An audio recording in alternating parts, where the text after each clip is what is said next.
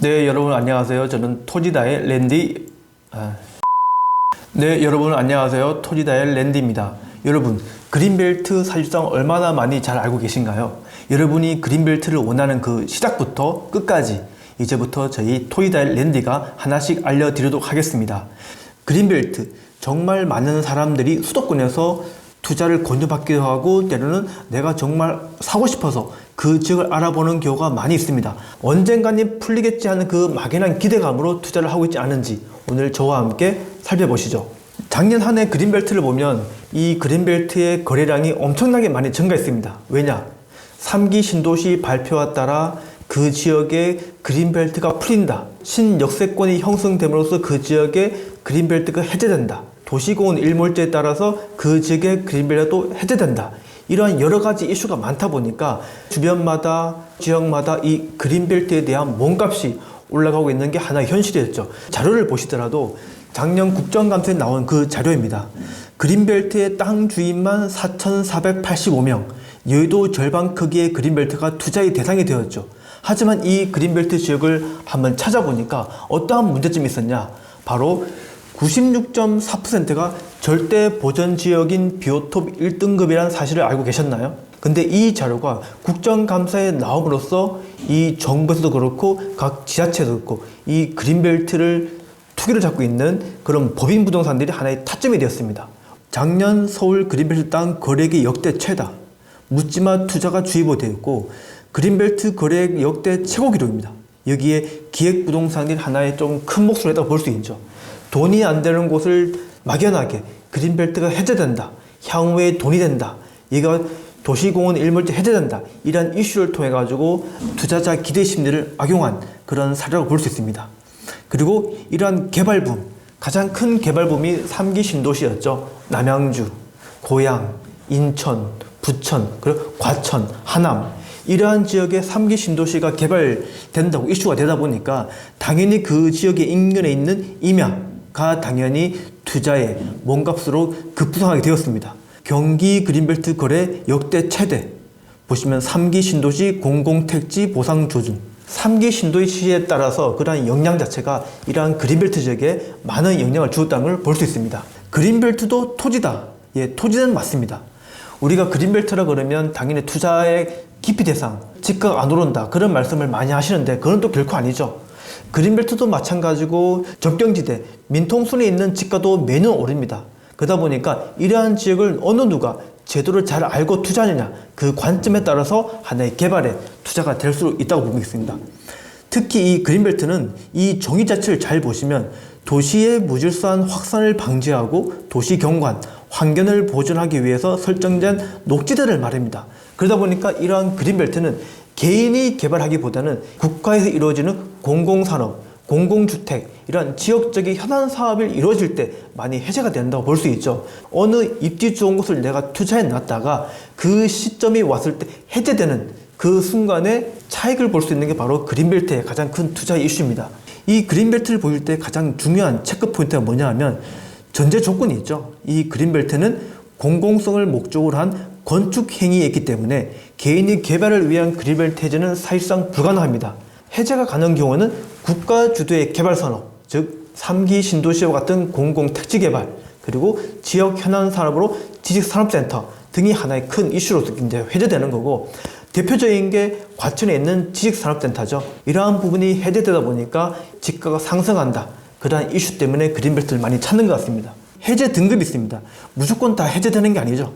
그 지역의 입지도 봐야 되며 그 현황 자체도 체크해야 되는데 가장 대표적인 게 이 해제 등급입니다. 환경평가 1등급에서 5등급, 바로 비오톱 기준입니다. 임야의 경우는 대부분 1등급에서 2등급 혹은 3등급까지 정해져 있습니다. 그리고 대부분 이런 그린벨트가 해제되는 경우가 4등급, 5등급이죠. 그 지목 자체가 전, 답, 과, 이런 농지의 경우만 대부분 해제가 많이 되고 임야는 대부분 그 지역의 보전 녹지축으로 많이 남겨져 있습니다. 그래서 이러한 지역을 보실 때는 이런 지목도 한번 체크해 보시는 게 여러분들이 이러한 그린벨트를 선호할 때 좀 중요한 포인트를 볼 수 있습니다. 그리고 대부분 다 이 수용 방식이 강제 수용이 많다 보니까 이러한 집가 보상에도 좀 불합리한 점이 있죠. 그래서 대부분 요즘에는 도시 개발할 때 환지 개발을 많이 하는데, 이러한 환지 개발은 지주들에게 좀 유리한 입장이고, 강제 수용은 대부분 다 국가가 강제로 수용하다 보니까 불합리하게 토지 지가를 제대로 보상을 받지 못하기 때문에, 그린벨트는 저희가 1970년대 처음 이렇게 지정이 된 곳이죠. 처음에는 한 14곳 정도가 지정이 되었다가 그러면서 많이 해제되고, 지금은 7지역만 이렇게 지정되어 있습니다. 그곳이 바로 수도권에 있는 서울, 인천, 경기도, 대전권, 대구권, 울산권, 부산권, 광주권, 창원권, 이렇게 7군데만 되어 있고, 특히 수도권, 특히 보면 인천과 경기도 이 부분에 그린벨트의 지가가 많이 올라오고 있죠. 그리고 투자도 많이 이루어지고 있습니다. 가장 대표적인 게 성남이나 화성, 남양주, 하남, 이 지역에 그린벨트 투자가 많이 이슈가 되고 있죠. 특히 화성 같은 경우에는 송산 그린시티 주변으로 많이 이슈가 되고 있고, 하남도 하남, 신도시가 이루어지는 그 인근으로 임야나 쪽으로 투자 이슈가 많이 몰고 있습니다. 그리고 여러분들이 그린벨트 투자할 때 서류상으로 먼저 확인해 봐야 되는 부분이 있죠. 바로 토지이용계획 확인서입니다. 이 토지이용계획 확인서는 그린벨트 투자뿐만 아니라 일반적으로 어느 토지를 투자하시더라도 가장 먼저 봐야 되는 대표적인 서류죠. 그런데 대부분 이런 부분도 간과해버리고 투자를 하는 사람이 많은데, 이 부분도 잘 보시면 지목도 임야, 면적도 엄청 넓죠. 거의 한 9만 평, 10만 평에 가까운 임야입니다. 그리고 개별 공시가도 가끔 봐야 되죠. 왜냐하면 이러한 그린벨트 투자를 권유할 때 개별 공시지가의 새로운 수십 배 되는 금액을 매도 가격으로 제시해서 투자를 하시는데, 그 부분도 잘 볼 필요가 있습니다. 그리고 가장 먼저 봐야 될 게 개발 제한 구역, 그리고 공익용 산지. 대부분 다 그린벨트 지역은 이런 공익용 산지 아니면 임업용 산지가 많이 포함되어 있습니다. 그런데 이 같은 경우에는 국립공원, 자연공원법에 따라서 제한을 받는 지역이죠. 그리고 공원자연환경지구로 지정되어 있습니다. 이러한 것, 아까 제가 방금 말씀드렸다시피 비오톱 1단계에 있는 저촉되어 지역이에요.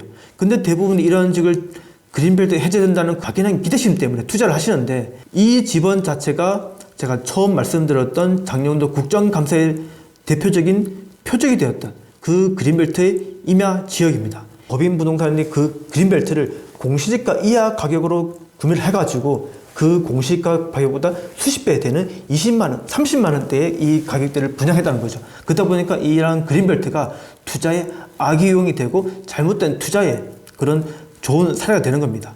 그리고 그린벨트 투자할 때 유의사항이 또 하나 더 있죠. 바로 입지적인 확인도 좀 보셔야 됩니다. 서류상으로는 문제가 없더라도 이 지역에 내가 투자하는 그 그린벨트 지역이 정확한 어떠한 지역에 이슈가 있는지, 그리고 주변 임야나 녹지축을 봤을 때 신도시가 형성되고 그 지역의 농지, 전답과가 수용되는 범위인지, 아니면 그 외쪽에 자연 보전축으로 남아되는 부분인지를 확실히 잘 볼 필요가 있습니다. 그 대표적인 게 이런 입지적인 확인을 볼 때 신도시가 형성되고 그 주변에 외곽에 있는 자연 녹지, 보전 녹지로 가져가는 지역인지, 아니면 임야의 밀집도가 높은 지역인지, 그린벨트 해제될 가능성이 있는지, 그리고 또 하나의 체크사항이 될 거고, 인근 개발 지역에 연접 정도가 있는지, 이곳이 신도시를 개발되고 그 인근에 자연벨트에 있는 그 그린벨트가 팽창이 되는 그 범위에 들어갈 건지, 아니면 때로는 그 연접도가 너무 멀어져서 그 혜택을 못 받는 지역인지, 이러한 지역도 한 번은 체크해 보셔야지만 이러한 그린벨트가 여러분을 투자하시는데 조금은 위험성을, 리스크를 줄 수 있는 그러한 분야를 볼 수 있습니다. 그린벨트도 토지는 맞습니다. 하지만 여러분들이 그린벨트를 어떻게 잘 활용하고 투자하기 전에 내가 과연 괜찮은지 입지 현장도 한번 가보시고 그런 여러 방면으로 검토를 한 다음에 투자를 하셔야지 그린벨트가 여러분의 토지 투자에 있어서 그린이 되는 거지, 잘못 투자하고 엉뚱하게 투자해버리면 레드벨트가 될 수 있습니다. 그래서 저희 앞으로 이 그린벨트에 토지에 대한 부분을 제가 두 번째, 셋째도 제가 알려드릴 테니까 그런 분 잘 보시면 앞으로 이런 그린벨트도 여러분들이 정말 좋은 곳을 투자할 수 있는지 잘 보실 수 있을 것입니다. 토지대 랜디도 한번 잘 지켜봐 주십시오. 감사합니다.